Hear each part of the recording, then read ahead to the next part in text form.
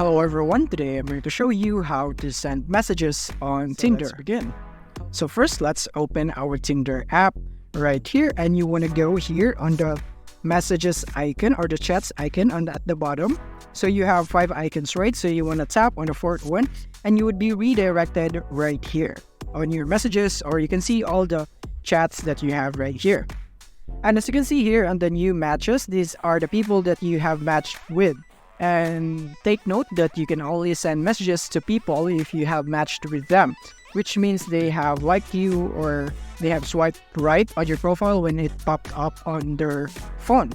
So you really need to match with a person so you can send messages. So for example, here in my new matches, I matched with this 3 person right here, so I can just tap on one of them. So let's try right here, and as you can see, I can now send a message right here and say hi, just like that.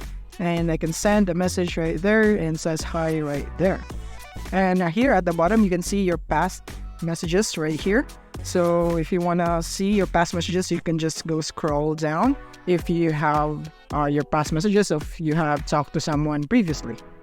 But that's basically it. All you have to remember is that you need to match with a person in order for them to or in order for them to message you, or in order for you to message them.